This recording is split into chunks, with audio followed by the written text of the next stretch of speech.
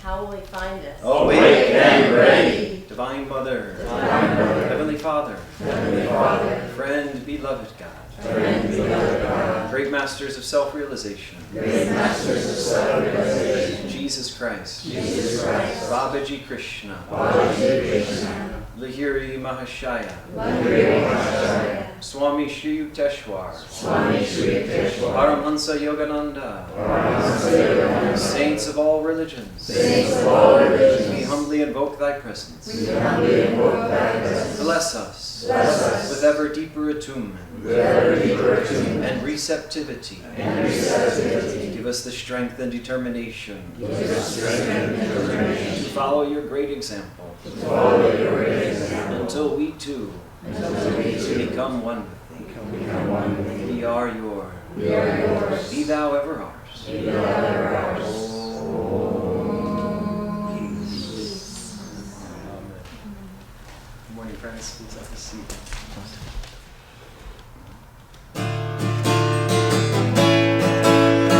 Yana, friends, the world will still be there. A world of suffering, a world of care. Today we'll dance and tell the universe there's love and song for everyone. When joy like roses on the laughing winds and melodies upon the air, tell everyone that joy is theirs alone, who smile at life and call it fair. Joy like roses on the laughing winds and melodies upon the air. Tell everyone that joy is theirs alone, who smile at life and call it fair. Joy like roses on the laughing winds and melodies upon the air. Tell everyone that joy is theirs alone, who smile at life and call it fair. Everyone that joy is theirs alone, who smile at life and call it fair. I always wanted a video. Continue to meditate as you listen to these words from Swami Ananda on our affirmation for this week, calmness. Calmness is perfectly achieved when life's little wave becomes absorbed into the cosmic sea in divine ecstasy. In daily life, too, we can achieve calmness to a degree by keeping our awareness focused on the reality of the spirit underlying all outward circumstances.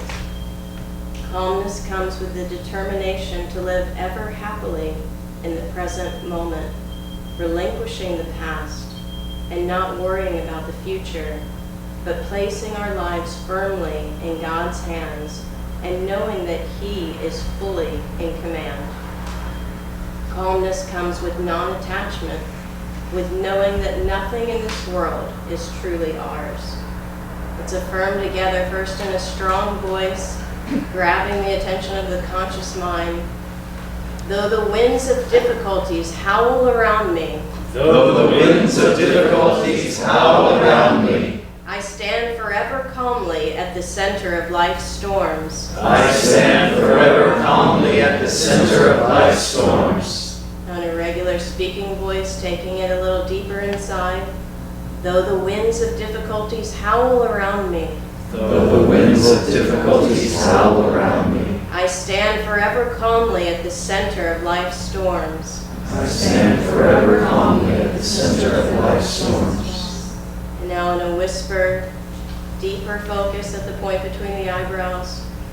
Though the winds of difficulties howl around me, Though the winds of difficulties howl around me, I stand forever calmly at the center of life's storms. I stand forever calmly at the center of life's storms.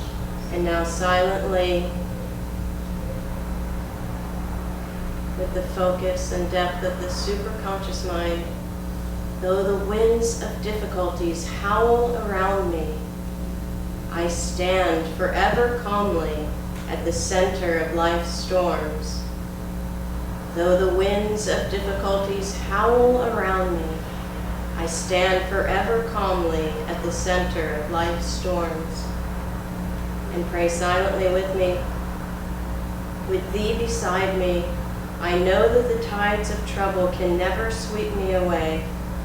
Hold fast my hand, Lord, never let me go. Om. Peace. Amen.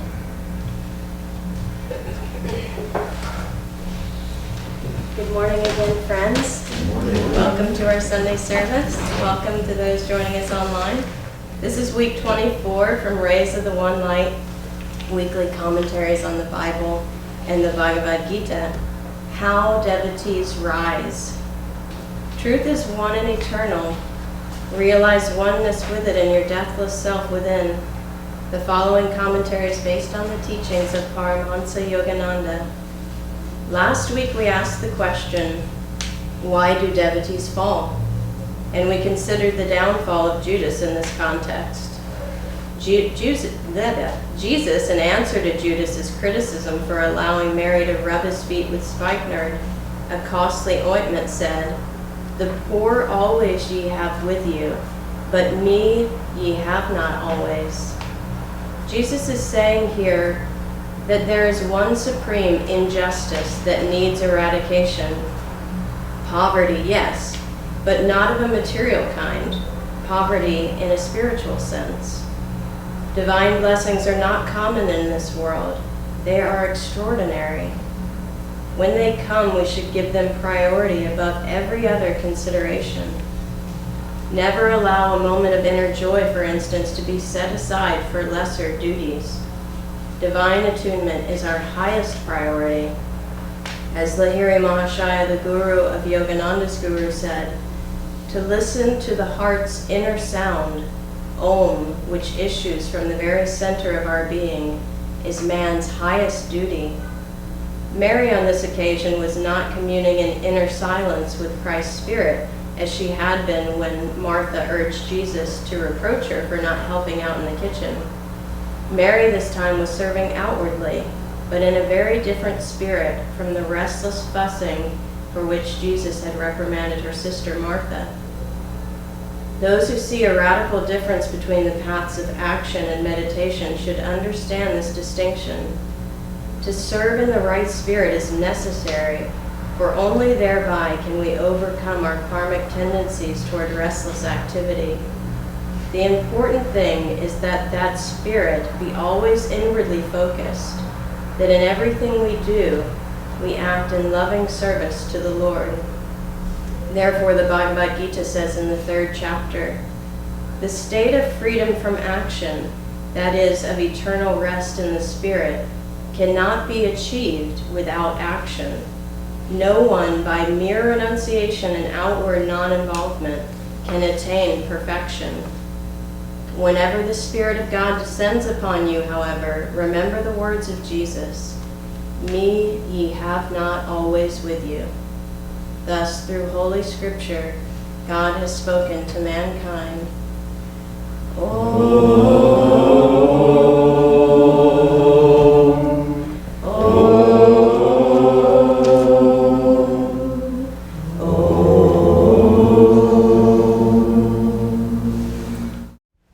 Good morning, friends. It's good to see you all. I'd like to share from Whispers from Eternity. This is prayer demand, make me anything, a Christian or a Hindu, anything to realize thee. Let me be Christian, Jew, Hindu, Buddhist, Mohammedan, or Sufi. I care not what my religion, race, creed, or color, if only I can win my way to thee. But let me be none of these, if that identity enmeshes me in an enclosing net of religious or social formalities. Let me travel the royal high road of realization which leads to thee. If I am traveling on some bypath of religion, lead me onto the one common highway of realization which leads straight to thee. Send me the sunshine of thy wisdom.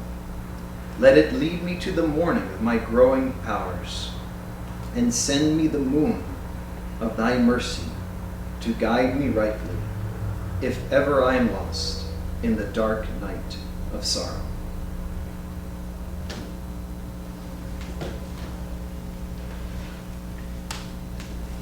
I know a lot of you realize every week we have a purification ceremony before our service begins. And then we have this little break with chanting, and then our service starts. And so sometimes Dharmadevi and I, when we go back in the healing room here, we'll do that little ceremony for each other, where you kneel and say, I seek purification by the grace of God. Anyway, I was just getting ready to do that, and we had a couple cups of tea on a little tea table in the healing room back there, and I went, I seek purification by the grace of God! And I spilled the tea over. So sometimes we need God's help, in more mundane ways. But this is a very important topic for us. Last week was why devotees fall.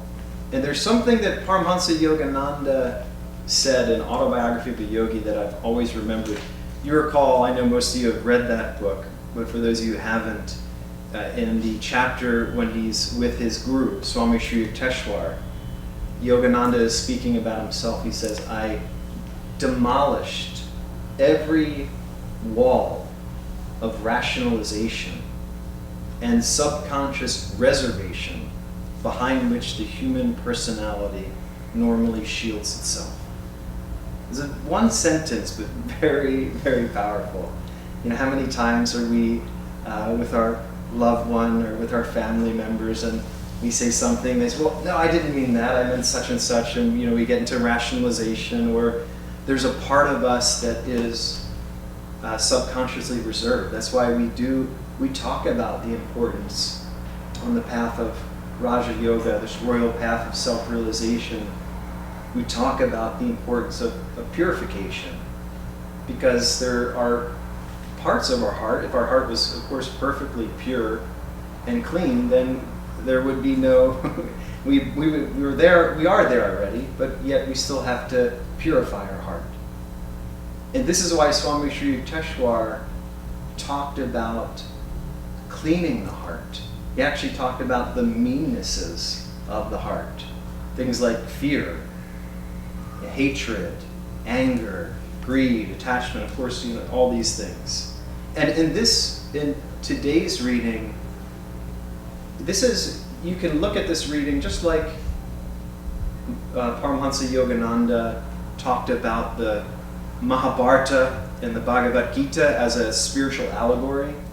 In this reading today, we can look at it as an allegory as well. That Judas represents the meanness of the heart. And Christ is that light of spirit that is here, that is in the world. And Mary is bathing him with this costly ointment, this costly oil. And she represents the purity of our heart's aspiration and devotion. And the mean part of our heart says, well, what are you doing with that oil? Why isn't it being used for the poor? Why isn't it being used for something else? And on the deeper level, it's when we have that divine contact. That's what Swamiji is reminding us in this reading today, that that's our highest priority. That when we feel God contact, when we feel inner communion with the divine, that holding on to that state of consciousness is of primary importance. When Swami was a young monk in Mount Washington, he tells this story in his autobiography about how he had this blissful meditation. It was before lunchtime, and he felt this joy cascading, washing over him. And then he heard the lunch bell, and then he got up from his meditation and went to lunch. And he said it took him, many months for that joy, for that blessing of God to come back. Me you have not with you always. And this is the deeper meaning of it. It's that divine contact. When there's a window in our life and it opens up and we begin to feel that blessing entering, follow that blessing. Like Joseph Campbell said, follow your bliss. Swamiji used to encourage us to follow our inspiration. He didn't want any of us like this whispers to get into formality and enmeshed in ritual. And he talked one time, we don't need to do mantra. And by that he was talking about the mechanical prayer. So many prayers in the East, mantras are like when we do the Our Fathers and the Hail Marys here in the West, where they're just done mechanically. We need to get beyond that mechanical prayer. And in order to do that, there has to be a deeper devotion and deeper contact. There's a reading I wanted to share. This is a fantastic book, if you haven't read it, Paramhansa Yogananda. It's a biography that Swami Kriyananda wrote on Yogananda. And there's this one part about a monk who came. And he said, one young man came to Mount Washington to become a monk. The master said to me, because he placed me in charge of the monks, tell him he can find salvation in this life. I, of course, did so. But alas, this young man could not understand why he should have been given work that was far beneath his intellectual abilities. He left owing to a lack of humility. Yet he was perfectly right in his belief that the work he'd been given was beneath his deserts. He was wrong in thinking that those abilities were important in God's eyes. The true devotee understands instinctively that the only thing that truly matters is the depth of one's love for God. This partly is why Jesus said, and Master endorsed his saying, that only those with a childlike spirit can find God. To be childlike, as I said earlier, does not mean to be childish. It means to have no exalted opinion of oneself based on past accomplishments.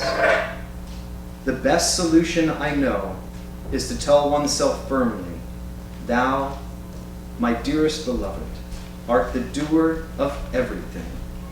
I can act only as thy instrument and deserve no credit for anything I do. So,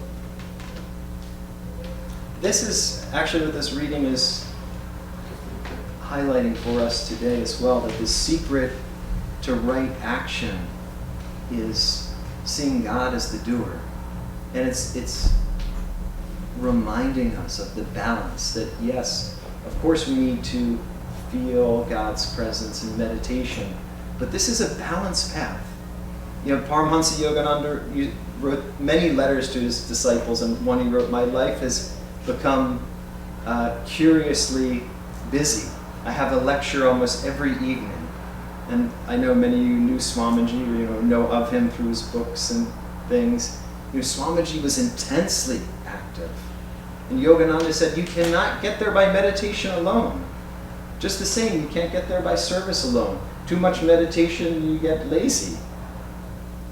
And too much, if it's only service, then you get restless. So it's always this finding that balance and striking that balance within us.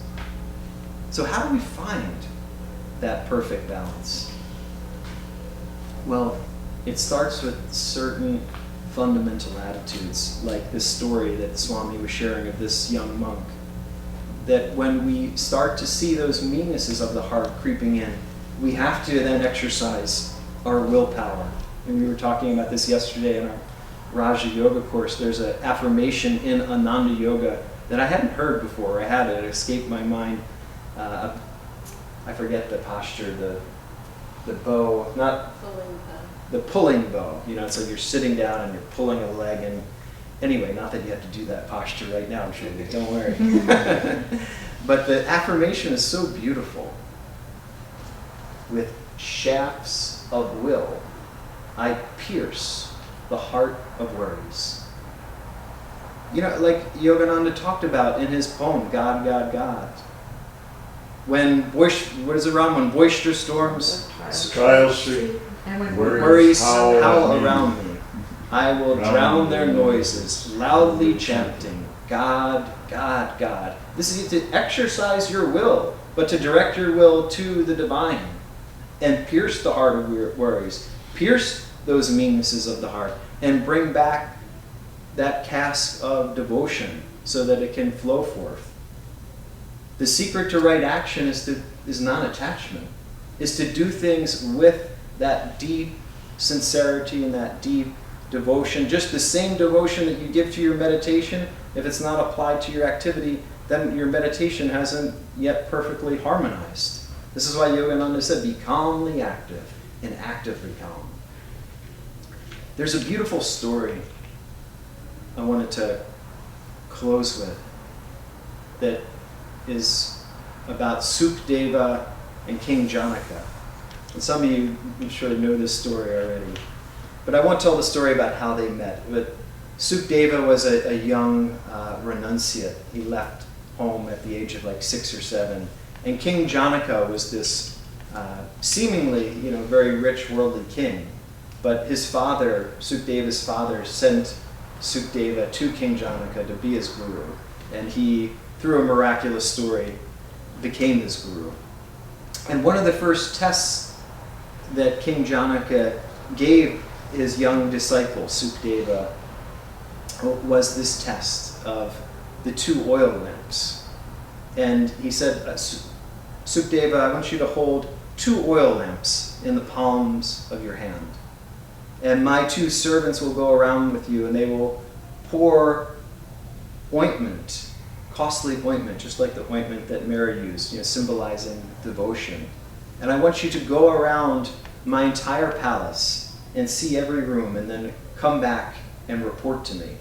But you must not drop a single drop of oil on the carpets.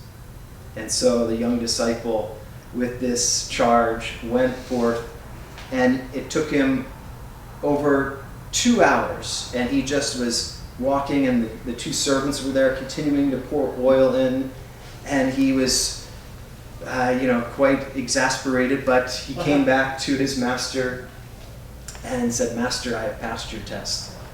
And King Janaka said, well, Sukdeva, can you explain to me everything that you saw in my beautiful palace? And he said, no, my guru, preceptor, my lord, I cannot explain to you everything. I was so focused on the not dropping the oil on your carpets that I didn't see anything. And King Janaka said, I am disappointed. You have not passed my test fully. I gave you the charge of not dropping the oil, but I also told you to go around my beautiful chambers and to see everything. So this time, place your consciousness both on not dropping the costly oil, but also take in your surroundings and come and report back to me. And then after 10 hours, it took him a longer time to go around, he came back to his master. And King Janaka said, so you see, I've taught you this lesson to teach you that it is not enough to be solely focused, that a balanced life is needed. That first you should place your first emphasis on meditation and inner communion by holding the oil. And at the same time, not dropping it and observing your environment. Just like those in the world who are steeped and drunk with God, yet they go about their daily activities. Like when Paramhansa Yogananda complained to the Divine Mother about all the duties he had, right, with Mount Washington and SRF's growing work. And the Heavenly Father said to him, well, I'm running the universes, and I am in bliss. Can't you run a little pinpoint at it? And that is our charge. We have a little pinpoint. We have to run a little with the center, with another center. We have this, that. We have people that we're in charge of responsibilities. But our main responsibility is on that, holding that cup of devotion and then sharing that as we go around our life. And just as Mary bathed Christ in that costly ointment, everything has that light of Christ. Every moment you have that opportunity to bathe Christ in your devotion. And then, like Master said, Ram, in waking, eating, working, dreaming, sleeping, serving, meditating, chanting, divinely loving. Your soul will constantly hum, God, God, God.